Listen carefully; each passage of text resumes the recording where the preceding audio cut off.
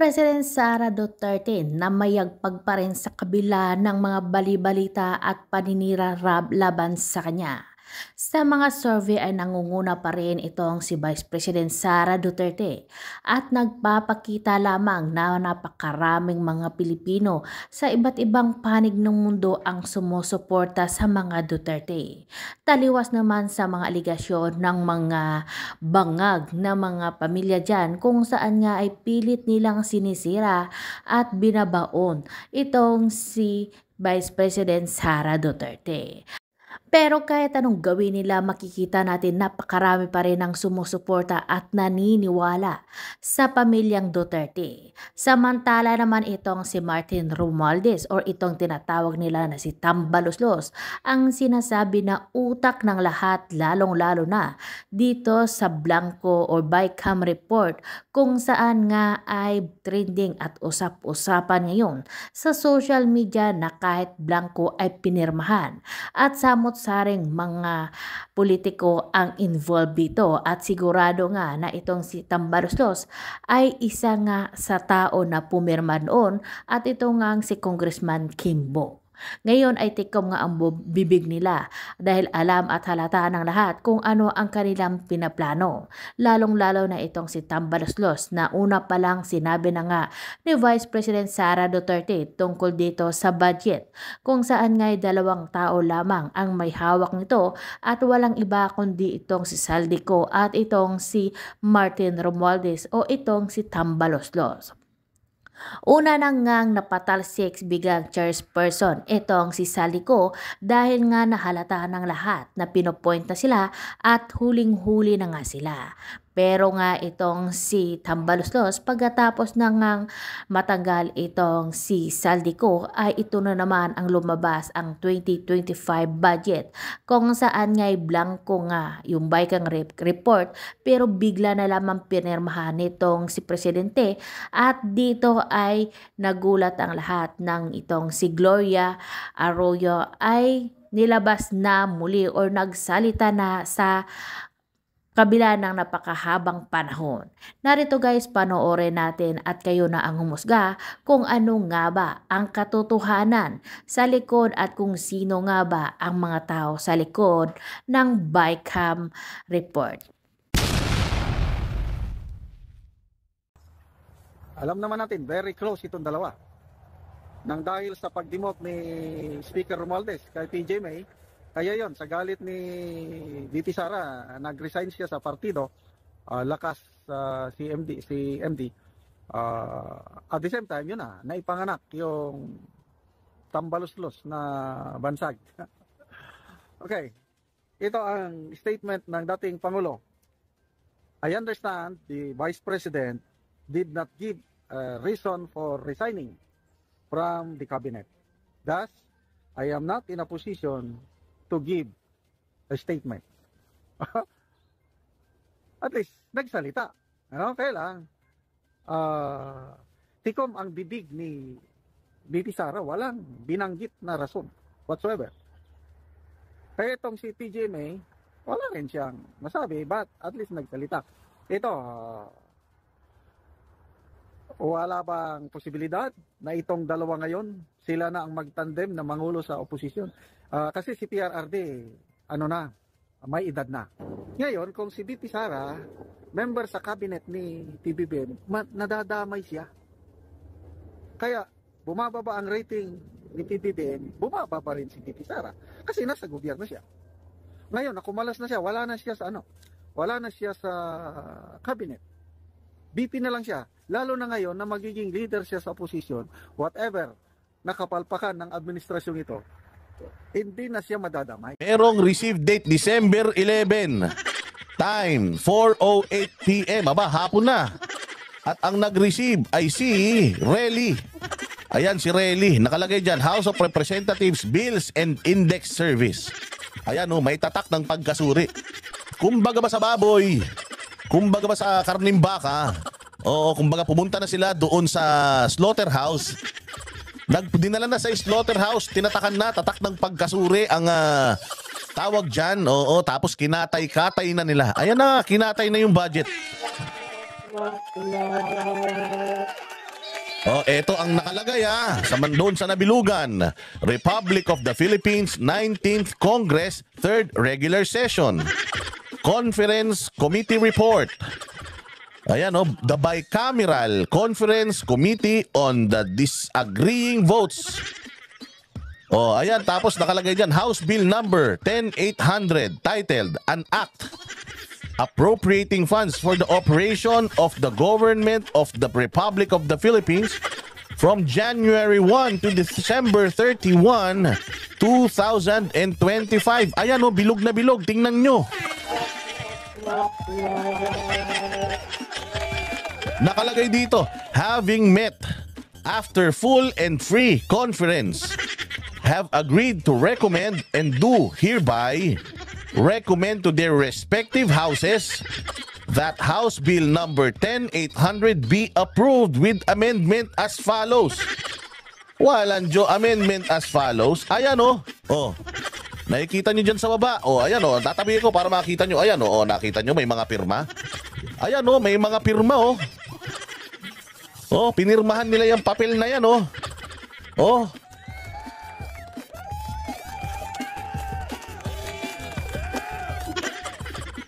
hindi ba? Nakita nyo? Ayan na nakalagay, fiscal year 2025. General Appropriation Bill. Nakalagay dyan yung increase, yung decrease, at saka meron dyan yung net charge.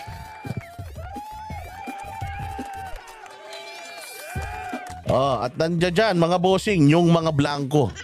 Yun, nakikita nyo doon sa may bandang baba. Yung, ang pangalan ay National Fisheries Research and Development, blanco. Yung Philippine Center for Post-Harvest Development and Mechanization, blanco. At marami pa ito. Marami pa itong mga blanco na ito, kabilang yung mga inirereklamong mga blanco-blanco. Ayan nakita nyo sa may bandang baba. Ayan puros mga scribbles. Wet signature ang mga yan, boss. Pirma talaga yan na ballpen, hindi po e-signature yan. Kaya kung makikita nyo dito, kakulay nung papel, yung kanilang pinagpirmahan.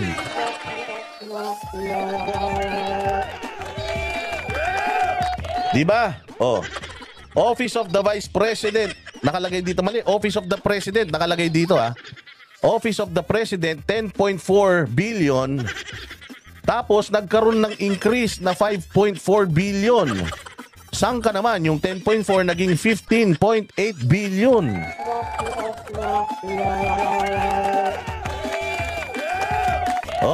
Nakalagay dyan Office of the Vice President, walang increase. Pero dito Congress of the Philippines, itong pinakamalupit. Itong pinakamalupit 31 billion. 31 billion lang yung kanilang ni-request na budget. Nag-increase sila ng 18 billion 793 million. So lumalabas 50 billion 087 million yung kanilang take home. Wow, ang lakas. Mantakin mo times 2 yung kanilang baon. Ayan yan Ayan Congress of the Philippines. Ito, ayan may increase nakita nyo, ayan puros may increase. Anak ng tinapay. Ano pa yung may increase? Nilagyan pa ng increase yung Senate. Ayan, 1.1.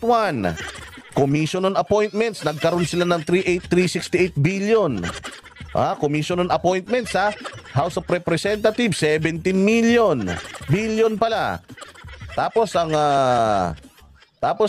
ano pa ba? Ito, yung Department of Agrarian Reform, DAR, may 351 billion na idinagdag. Sige. Sino pa? May dinagdag din sa Bureau of Fisheries and Aquatic Resources, 2 billion. Ano pa yung mga nakalagay dito? Fertilizer and Pesticide Authority, dumagdag din ng 28. Yung Philippine Carabao Center, nadagdagan din. Putang ina, wala nang kalabaw Nadagdagan din ng 35 million ba ito? Yung Philippine Council for Agriculture and Fisheries, nadagdagan din 9.9 million. Napansin nyo kung anong at marami pang ibang mga nadagdagan. Sabi ko nga sa inyo na nagbago talaga yung mga budget eh. Kasi itong unang linya, yan yung pinag-uusapan. Ngayon, yung pangalawang linya, yung increase. Ayan, so may nag-increase. Tapos fiscal year 2025 GAA, General Appropriations Bill, BICAM report, ayun na yung dulo. Yun na yung kanilang napagkasunduan. Pero may mga blanco. At yung mga blanco, ayan, makikita nyo dyan sa papel, pirmado at received. Received ng House of Representatives, Bills and Annex Service. Paano nangyari yan? Saan nang galing yan? Walang Diyo, ano na nangyayari sa bayan natin pagka ganyan? Kapag ganito ng ganito, Diyos mio, kaya naman si Ted Filon gigil na gigil. Talagang gigil na gigil mga bossing. At eto, pakinggan ninyo yung kanyang panaghoy. Sabi nga dito, napakaraming pagkakamali sa budget na iyan. Palpak talaga yung budget na yan. Ewan ko nga bakit pinagtatanggol nyo pa?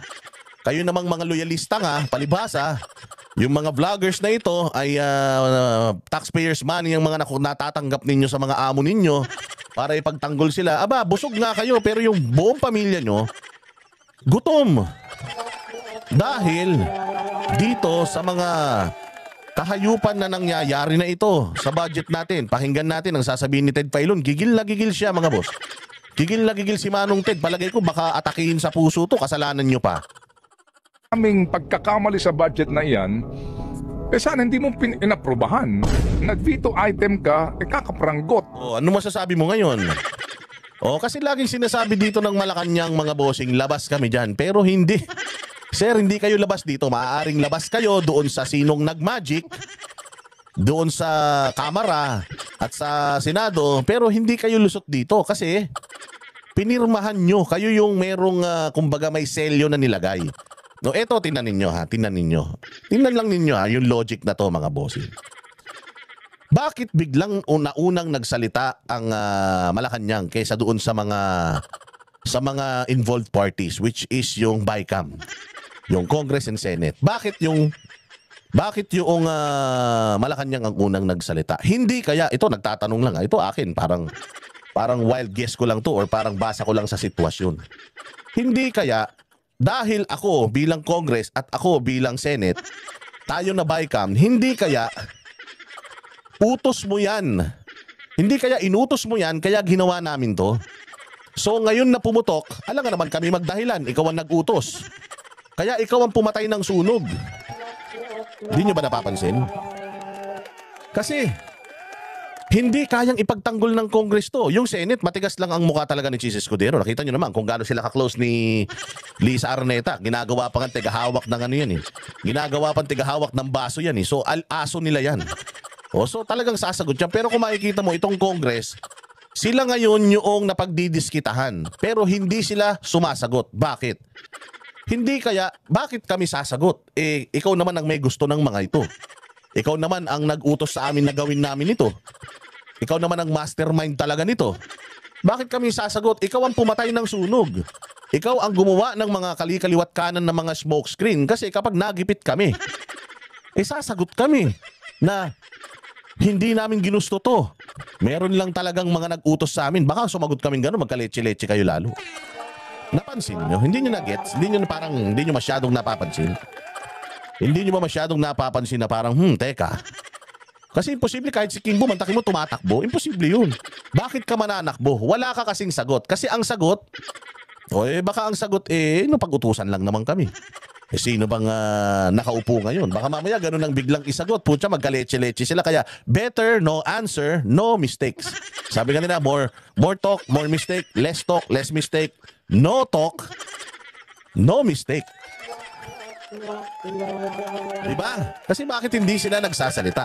At bakit hindi naman kasali ang Malacanang? Kasi ang pinag-uusapan dito, BICAM, imposible Imposible na hindi naintindihan ni Bersamin yun. Ang tali-talino, Chief Justice yan. Imposible hindi maintindihan ni Bongbong yun.